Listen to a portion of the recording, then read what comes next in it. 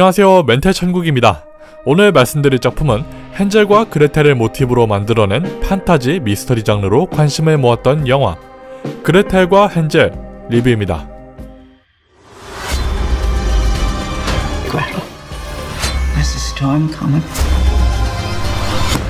우선 여러분들은 헨젤과 그레텔에 대해서 잘 알고 계실 거라고 생각합니다. 계모가 아이들을 숲속에 버렸는데 길을 잃은 남매는 빵과 설탕으로 만들어진 과자집을 발견하고 그 집에 거주하는 마녀가 남매의 살을 찌운 뒤 잡아먹으려고 하는 그 스토리 말이죠. 하지만 그레텔과 헨젤이라는 작품도 따로 있다는 것 아시나요? 게임에 관심이 많으시다면 단번에 눈치채셨겠지만 헨젤과 그레텔을 모티브로 만들어낸 그레텔과 헨젤이라는 판타지 미스테리 호러 게임이 있습니다. 제목에서 알 수 있듯이 그레텔이 누나이자 주인공으로 등장하며 칙칙하고 어두운 색감과 음산한 분위기로 꽤 괜찮은 반응을 얻어낸 작품입니다. 그런 의미에서 영화 그레텔과 헨젤은 게임의 영향을 많이 받은 듯한 모습을 보이고 있습니다. 하지만 영화는 게임에서 표현하는 각종 신비한 물건, 현상, 퍼즐들을 하나도 활용하지 않고 있습니다. 뭐 굳이 게임이랑 비교하지 않아도 괜찮습니다. 어차피 신선함은 찾아볼 수 없었거든요. 어디까지나 게임에 비유하는 것도 제 뇌피셜이지만 감독의 인터뷰에서 알 수 있었던 성장이라는 주제를 부각시키기 위해서 그레텔을 누나로 내세웠다고 합니다. 하지만 애초에 잔혹동화라는 공포, 호러 이야기의 특성상 심란하고 충격적인 이야기가 독보적이어야 하기 때문에 성장에 대한 주제가 자동으로 줄어들 수밖에 없습니다. 그럼에도 성장이라는 주제를 훌륭하게 소화해낸 작품들이 있었죠. 대표적으로 그것 시리즈가 호러 성장물의 대명사로 꼽을 수 있을 것입니다.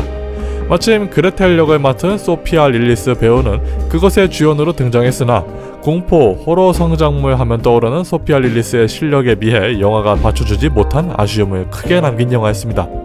여기에 분위기와 딱 맞는 진부한 내레이션의 반복 때문에 표현보다는 말로 보여주는 영화가 되어버렸다는 게 제일 아쉽고 짜증나더군요. 내레이션의 시간에 장면을 좀 더 보여주면 어땠나 싶습니다. 아마 성장물이기 때문에 이러한 선택을 한 것 같지만 의미 전달을 확실하게 하지 못했기 때문에 실패했다고 봅니다. 그래서 그레텔의 성장이 관객들에게 전달이 되었냐고 묻는다면 절대 아니었습니다. 처음부터 두려움을 뒤로하고 목적지에 도달하기 위해 숲을 하염없이 돌아다니며 무서운 옛날 이야기를 바탕으로 정체 모를 존재의 속삭임과 반복되는 악몽, 그리고 음산한 배경음악과 배경들을 앞세워 서스펜스를 강조시키려고 하지만 관객들의 예상대로 클리셰의 흐름을 따라가지 않으려는 모습이 정말 보기 좋았습니다.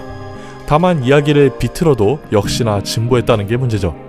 또한 누가 봐도 악역으로 등장하는 마녀 해멈은 원작의 사악함보다는 고민을 들어주고 해결책을 제시해주는 모습이 눈에 띄는데 마녀의 인간성을 지나치게 강조한 탓에 그레텔의 두려움과 외로움을 제대로 형성해내지 못하는 환경을 만들어냈고 약 90분이라는 러닝타임의 특징이 의미 없었다는 듯이 빈약한 포스만 뿜고 있었습니다. 오히려 집안에서 미스테리한 장치들을 발견했을 때 느껴지는 서스펜스가 더 강해서 다른 요소들이 무색해질 정도였죠. 뭐 그래도 영화는 호러와 미스테리라는 부분에서 킬링타임용으로는 적절한 구도를 전부 갖추고 있습니다. 강한 이미지만으로 90분을 쉽게 잡아먹으며 어쩌면 신비하다고 느껴지는 연출과 충격적인 반전이 존재합니다. 허나 관객들에게 너무나 큰 관대함을 요했기 때문에 영화가 끝나고 나서는 그 어떠한 감정도 느껴지지 않는 단점으로 적용되었습니다. 결론적으로 성장이라는 주제를 집중하기 위해 새로운 시도를 아낌없이 표출했으나 스토리의 근본적인 이야기를 버리고 그레텔의 밋밋한 성장 과정, 헨젤의 무능한 조력자 역할, 의도와는 전혀 다른 느낌의 마녀 해멈을 내세워 망작도 평작도 아닌 정말 기묘하게 무감각해지는 영화였습니다. 이게 망작이라는 거겠죠? 예. 킬링타임 용어로는 뭐 그럭저럭 괜찮았습니다. 이미지와 분위기, 그리고 내레이션으로 영화를 풍성하게 채워줬기 때문에 잔혹동화 혹은 분위기만으로 압도하는 완전 다크한 유전 같은 작품을 좋아한다면 그냥저냥 볼 수 있었습니다. 하지만 굳이 볼 이유가 없다는 게 제 결론이었습니다. 그럼 리뷰는 이것으로 마치도록 하고요. 리뷰가 마음에 드셨거나 도움이 되셨다면 구독과 좋아요, 알람 설정, 댓글 부탁드리며 저는 이만 물러가겠습니다. 바이바이.